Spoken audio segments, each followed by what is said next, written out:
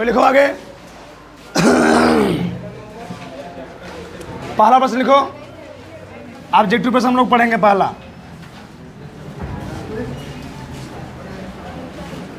Copper 2+ का electronic विन्यास, copper 2+ का इलेक्ट्रॉनिक विन्यास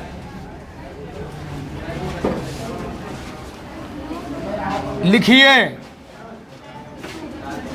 कॉपर 2+ का इलेक्ट्रॉनिक विन्यास लिखिए तथा इसके चुंबकीय आघूर्ण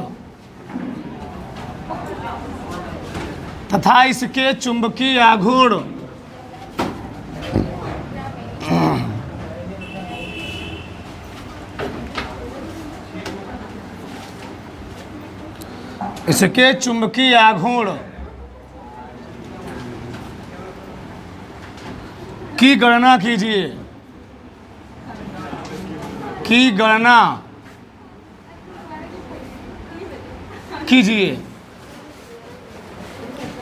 ठीक है।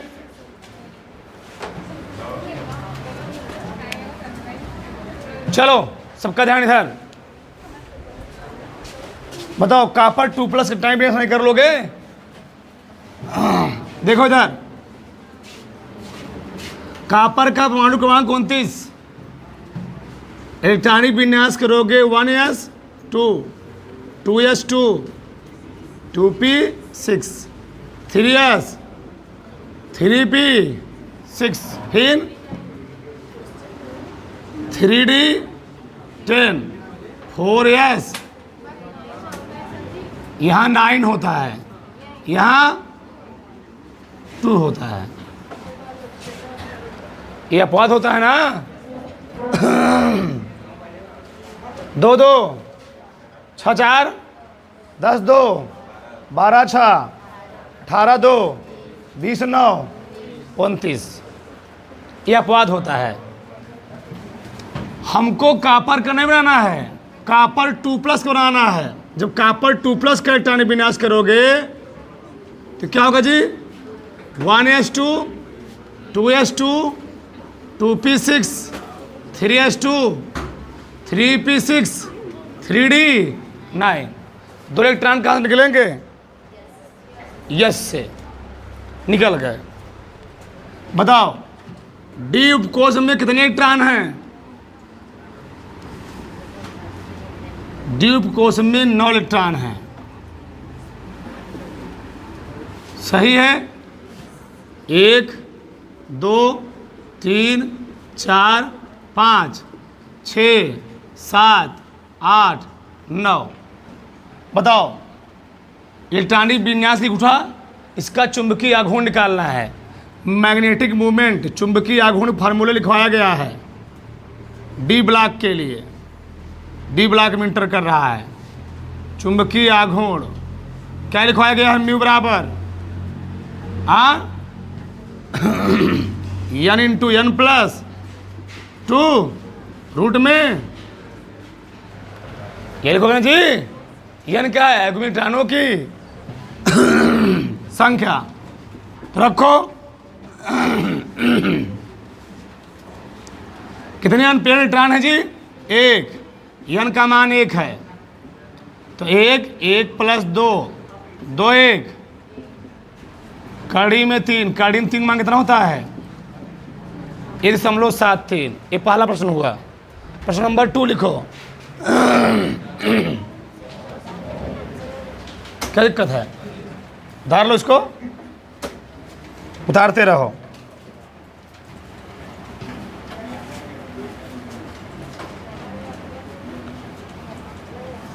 आगे, Zn को संक्रमण तत्व, Zn को संक्रमण तत्व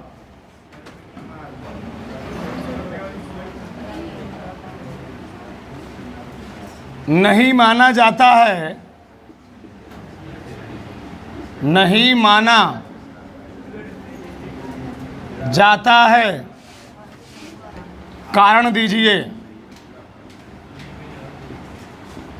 कारण दीजिए। बताओ Zn किस ब्लॉक का एलिमेंट है? खिड़की खोलो, खिड़की खोलो। Zn किस ब्लॉक का एलिमेंट है जी? Zn है डी ब्लॉक का एलिमेंट। डी ब्लॉक का एलिमेंट होते हुए भी इसे हम लोग संक्रमण तत्व नहीं कहते हैं। क्या? संक्रमण तत्व नहीं कहते।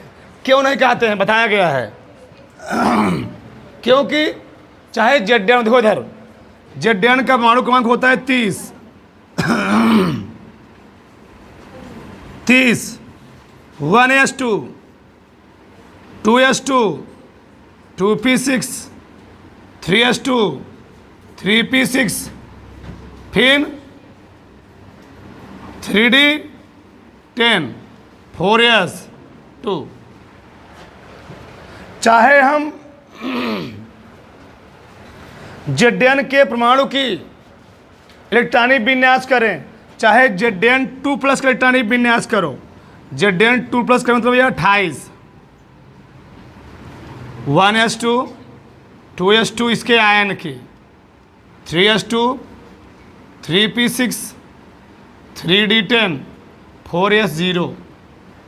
देखो यार, चाहे Zn के परमाणु का इलेक्ट्रॉनिक विन्यास करो, चाहे Zn के आयन का इलेक्ट्रॉनिक विन्यास करो, दोनों ही कंडीशन में Zn द्वीप कोश क्या है जी?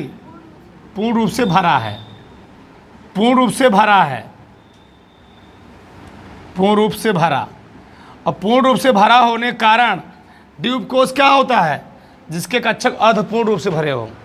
पूर्ण रूप से भरा होने के कारण इसको हम लोग क्या नहीं कहते हैं? इसको संक्रमण तत्व नहीं कहते हैं। तो नीचे लिखो। नहीं, इसमें 0 रहेगा जी, 0। चलो नीचे लिखो। Zn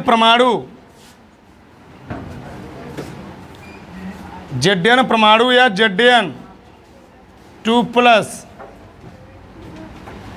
दोनों ही स्थिति में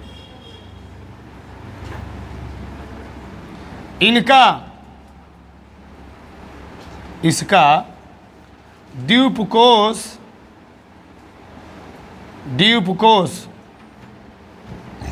पूर्ण रूप से भरा है। पूर्ण रूप से भरे होने के कारण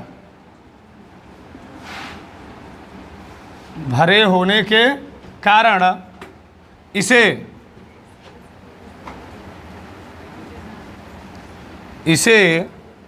संक्रमण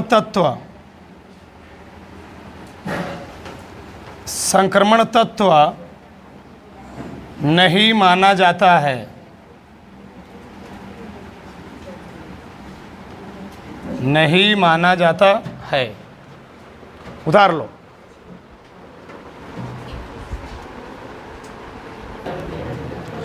आगे लिखो प्रश्न नंबर 2, 3। संक्रमण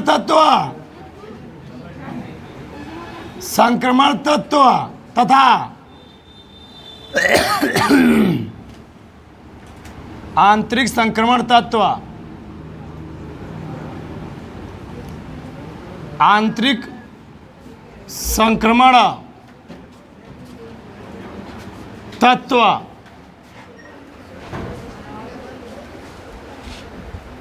का सामान्य इलेक्ट्रॉनिक विन्यास लिखिए। का सामान्य इलेक्ट्रॉनिक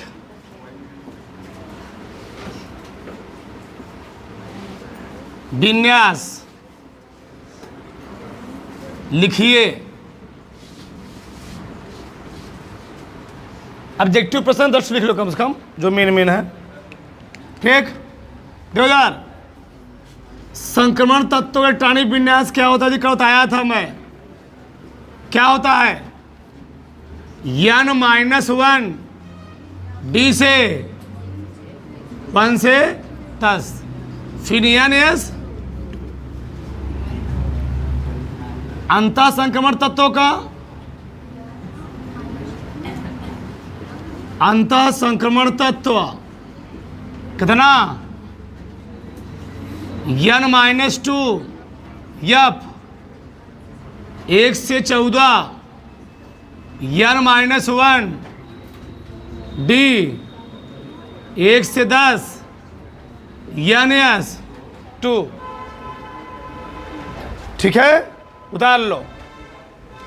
पूछ लेगा ऑब्जेक्टिव में अति लघुत्तरीय प्रश्न में, ऐसे बात अति लघुत्तरीय प्रश्न है। अगर लिखो हाँ,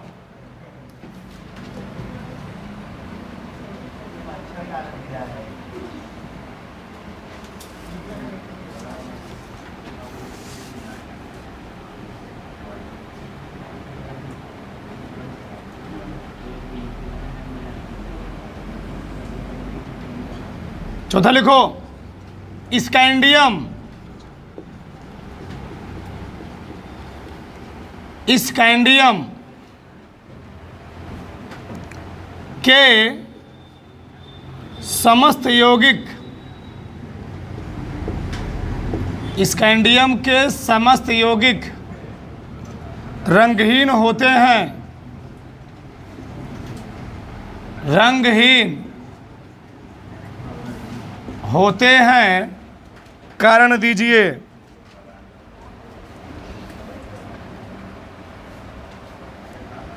कारण दीजिए। अच्छा, रंगहीन क्यों होगा जी? हाँ, रंगहीन कब हो गए?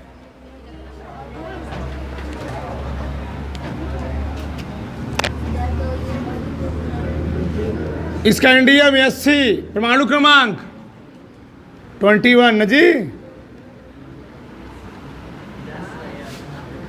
1s 2s2 2p 3s 2 3p 6 3d 2 2 4 4 4 10 10 2 12 12 6 18 18 2 20 20 1 21। सही है? कितना निकलेगा? स्कैंडियम जो आयन बनाता है वो बनाता है Sc3+। 3+ मतलब क्या है जी? कई इलेक्ट्रॉन निकलेंगे? 3। तो क्या हो जाएगा इलेक्ट्रॉनिक विन्यास? 1s2 2s2 2p6 3s2 3p6। खत्म। 2 1 3 खत्म। बताओ ड्यूब कोष में कितने इलेक्ट्रॉन बचे? बताओ रंगहीन कब होता है? जब ड्यूब कोष में कोई इलेक्ट्रॉन बचता नहीं है। सही गलत? सही है। इसमें कोई इलेक्ट्रॉन है ही नहीं, और कोई इलेक्ट्रॉन ना होने का ऐसे कौन रंग दिखाएगा जी? रंगहीन। उतार लो भाई, इतना 4 प्रश्न हो गया।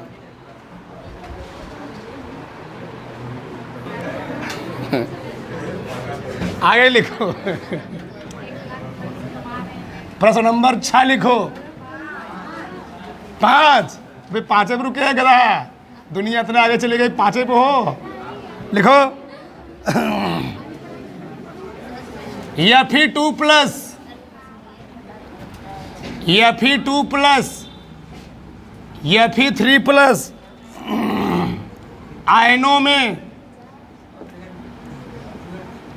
आयनों में कौन सा ज्यादा अणुचुंबकीय, बता लोगे? कौन सा ज्यादा या अधिक अणुचुंबकीय है?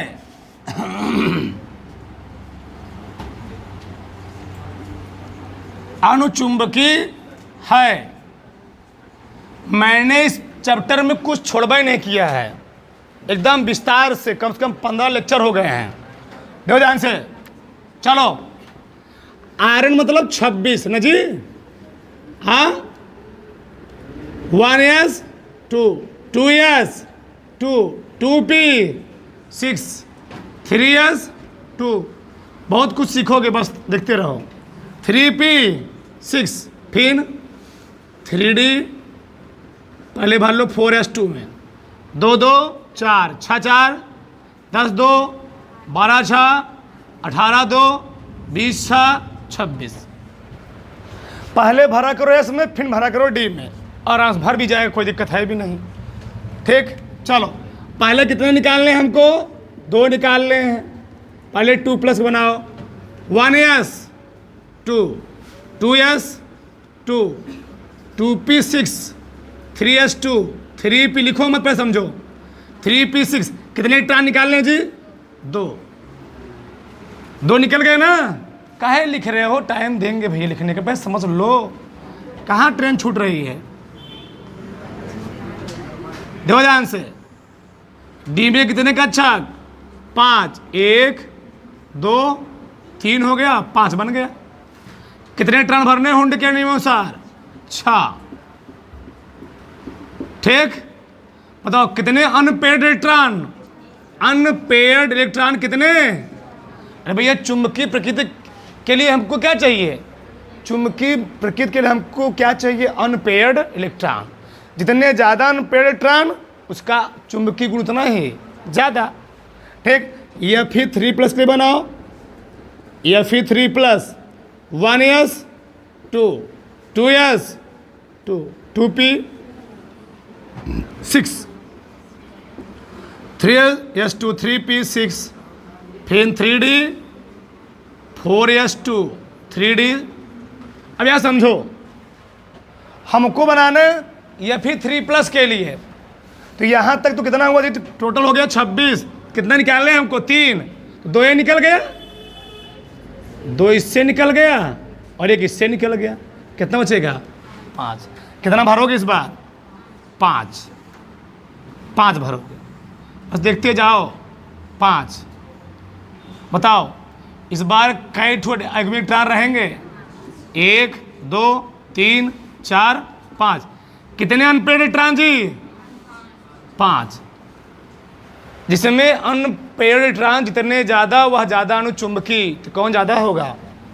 Fe3+ ज़्यादा होगा किससे?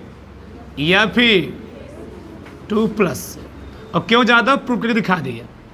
ठीक, प्रश्न नंबर 5 उतारो। चलो रुके रहो, रुके रहो, साथ उतारना, रुके रहो। आगे ऑब्जेक्टिव प्रश्न में भी पूछेगा, उसमें मैं लिखवाया हूँ।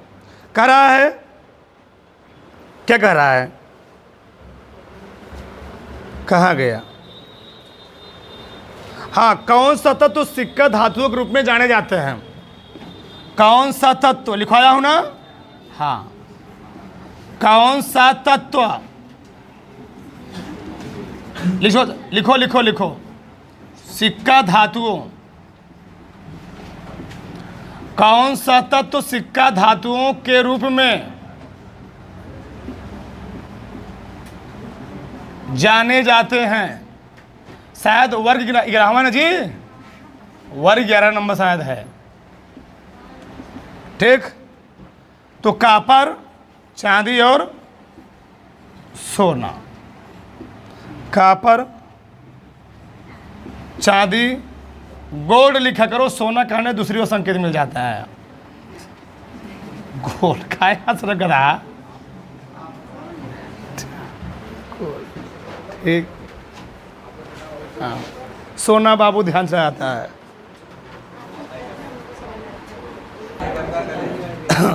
आगे लिखो, बोलो मत, शांत रहो। यह प्रश्न बहुत इंपॉर्टेंट, लिखो 7वां नंबर है जी।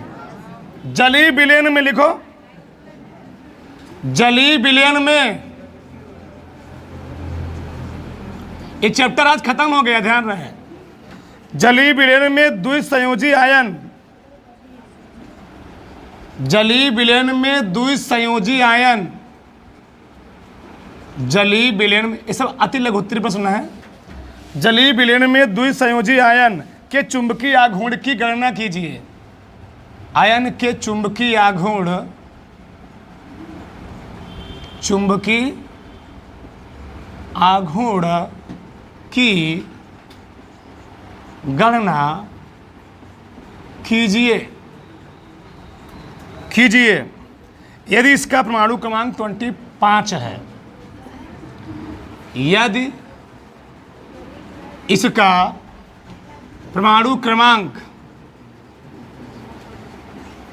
यदि इसका परमाणु क्रमांक कितना है जी, 25 है, इसका मैग्नेटिक मोमेंट निकालना है, निकाल लोगे? और किस प्रकार का है, छोटा ही प्रश्न, गलती करके चले आओगे। ठीक, देखो यार, किस तत्व का परमाणु क्रमांक 25 होता है? मैग्नीज का। किसका होता है जी? मैग्नीज। पहले लिख लोगे ऐसे,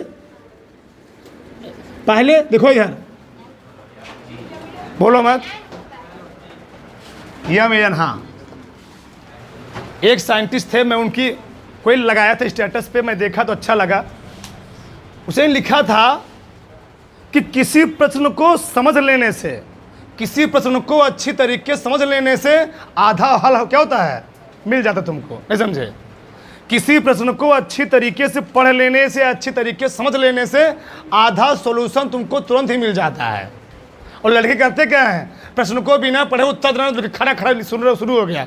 पहले प्रश्न को समझो क्या कह रहा है, प्रश्न को समझ लोगे, ऑटोमेटिक आधा हल क्या छुपा होगा जी, उसी प्रश्न में छुपा होगा। ठीक, ये देखो, तो मैग्नीज विलयन, जलीय विलयन में द्विसंयोजी आयन, तो पहले किसका इलेक्ट्रॉनिक विन्यास करेंगे? मैग्नीज का। तो मैग्नीज का परमाणु क्रमांक कितना होता है? 25। तो 1s2, 2s2, 2p6, 3s2, 3p6। देखो यहाँ पर आने के बाद तुम यस तुम्हारा करो, फिर 4s2, हमारे साथ 20 हो चुका होगा। 2 2 4 6 4 10 2 12 12 18 18 2 कितने भरने हैं? 5। सही है ना? सही है। बताओ, द्विसंयोजी आयन का, मैग्नीज के द्विसंयोजी आयन, अभी मैग्नीज था, इस पर कोई आयन नहीं था, तो हमको जो निकालना है मैग्नेटिक मूवमेंट, वह निकालना है मैग्नीज के 2 आयन का। 2 आयन मतलब भैया मैग्नीज अपने बाहरी कोश से कितने इलेक्ट्रॉन निकाल दिए? 2 इलेक्ट्रॉन निकाल दिए। जब 2 इलेक्ट्रॉन निकल जाएंगे इससे, तो कितने इलेक्ट्रॉन बचेंगे डी में? 5। 1s2, 2s2, 2p6, 3s2, 3p6 और 3d। यस, खत्म हो गया। बताओ, हमको डी से ही लेना देना है। बताओ, तो डी में कितने टन भरेंगे? 5 ठो। एक एक चीज छोड़ना नहीं है, कुछ भी। कहाँ से पूछेगा वो? चलो 5, 1 2 3 4 5। हमको निकालना है चुंबकीय आघूर्ण, मैग्नेटिक मूवमेंट, चुंबकीय आघूर्ण। ठीक, मैग्नेटिक मूवमेंट, मैग्नेटिक मूवमेंट। इधर देखो, तो फार्मूला भी मैं लिखा था, म्यू बराबर क्या लिखा था? क्या लिखा था? कड़ी में n × n+2 ना। बताओ कितने अनपेड इलेक्ट्रॉन हैं? कितने अनपेड इलेक्ट्रॉन जी? 5। लिखो मत, रुके रहो 2 मिनट। इधर देखो, चलो रखो। तो 5 + 2 सही है ना? आ गया 5 × 7, 7 बचे 35। अब भी तुम फंस जाओगे। अब देखो, एकदम तुमको मैं सही तरीके बता रहा हूं। मान लो 35 आ जाए, 46 आ जाए, किसी को तुमको निकालना है रूट, क्या निकालना है? वर्गमूल निकालना। देखो समझो, तरीका समझो। मान लो आगे कड़ी में 7, किसी का आगे मान लो मैग्नेटिक मूवमेंट कड़ी में 7। अब तुम चेक करोगे कैसे निकालोगे, तो टाइम नहीं लगाना है। देखो 7 किसके किसके बीच आता है?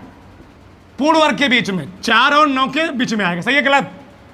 सही है गलत? कड़ी में 7 4 और 9 के बीच में आएगा, नहीं आएगा?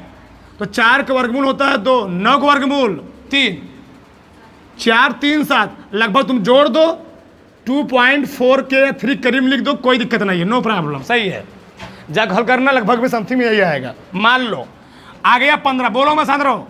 आ गया 18, कितना आ गया जी? 18। तो 18 किसके किसके बीच में है? 16 और 25 के बीच। तो 16 ज़्यादा है ना, तो 16 कितना होता है? 4। 25 कितना होता है? तो इसका तो जो होगा 4 और 5 के बीच में होगा ना जी। तो लिख दो 4 समथिंग में 1 या 2 लिख दो। ये तरीके से जल्दी निकालने का, और सही माना जाए, कभी गलत नहीं होगा तुम्हारा, फिर तुम परेशान रहो गुस्से में। मान लो, बोलो मत, आ गया 35, तो 35 किसी किसी बीच होगा, 36 करीब है ना, तो लिख लो 36 कितना होता है, 6, 36 का 6 हो गया, तो 6 थोड़ा कम, तो लिख दो 5.98, जाए घर पर हर करना यही आएगा, कोई काट नहीं पाएगा, उतार लो। रुके, अच्छा 1 मिनट और एक चीज़ सीखो। अच्छा ये देखो, इस डी ब्लॉक में एक चीज़ और पूछता तुमसे, क्या पूछेगा, इस डी ब्लॉक में तुमसे एक और चीज़ पूछेगा कि अंतः संक्रमण श्रेणी में, नहीं, हाँ सही है, संक्रमण श्रेणी में, जी संक्रमण श्रेणी में ऐसा कौन सा तत्व है जो सबसे अधिक मात्रा में परिवर्ती ऑक्सीकरण अवस्था दिखाता है? कौन सा लिखवाया हूं, कौन है? मैग्नीज जी। +2 से लेकर कहां तक होता है? +7 तक लिखवाया हूं, पूछा गया अतिलघुत्री में, तो ये भी प्रश्न लिखो 8वां, उतारो उसकी पूरा। संक्रमण तत्वों में, संक्रमण तत्वों में सबसे अधिक जगह देखना, बनाया हूँ चार्ट, ठीक है जी, बनवाया गया है। संक्रमण तत्वों में सबसे अधिक परिवर्ती ऑक्सीकरण अवस्था, परिवर्ती ऑक्सीकरण अवस्था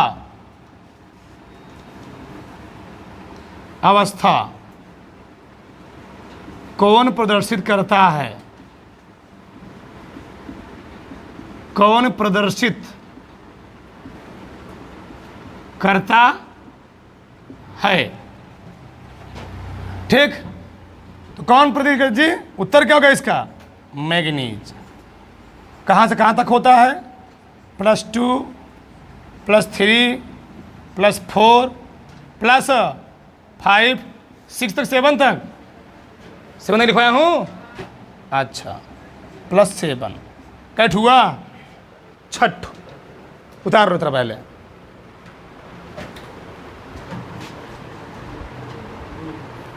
दो ध्यान से, हमने डी ब्लॉक के सभी तत्वों का चुंबकीय आघूर्ण और चुंबकीय गुण एक साथ लिख दिए, सब का टोटल, ठीक। अब तुम्हें दिक्कत नहीं होगा, 1-2 बार प्रयास करोगे सब आ जाएगा। लिखो इसको बार बार, सब तुमको मालूम है कि जा घर पर निकालना, सही लिखा कि गलत लिखा हूँ, ठीक। जाए घर पर निकालने का प्रयास करना, सब सही लिखा गलत लिखा गया है। फार्मूला जानते ही हो, चुंबकीय गुण कैसे दिखाता है, चुंबकीय आघूर्ण कैसे निकालते हैं, सब जानते ही हो, सब पढ़ाया गया है। घर पर निकालना, जो नया मिलना, ठीक। चुंबकीय आघूर्ण मात्रा क्या होता है? बोर मैग्नेटान, ठीक। तो स्कैंडियम, टाइटेनियम, वनेडियम 5+, जिंक 2+, इन सभी में अयुग्मिक पाए जाएंगे 0, और जिसमें अयुग्मिक पाए जाएंगे 0, उसका चुंबकीय गुण कितना होगा? 0। चुंबकीय गुण क्या होगा जी? प्रति चुंबकीय, यह प्रतिकर्षित करेगा वो। टाइटेनियम 3+, वनेडियम 4-, कॉपर 2+, इसमें अयुग्मिक इलेक्ट्रॉन होंगे, अनपेयर्ड इलेक्ट्रॉन 1 होंगे। इसका चुंबकीय आघूर्ण आएगा 1, कड़ी में 2+1, 2-1 3, कड़ी में 3, और कड़ी में 3 मांगे कितना होता है? 1.73 अणुचुंबकी, क्योंकि 1 ठू पाया गया अनपेयर्ड इलेक्ट्रॉन। ऐसे सबके निकाल लेना, सब लिखवा दिया मैंने, ठीक। किसी कोई डाउट? 9 प्रश्न हुए, बहुत है। और अगले टर्न से हम लोग पढ़ेंगे नया कोई चैप्टर, ठीक। उतार लो इसको।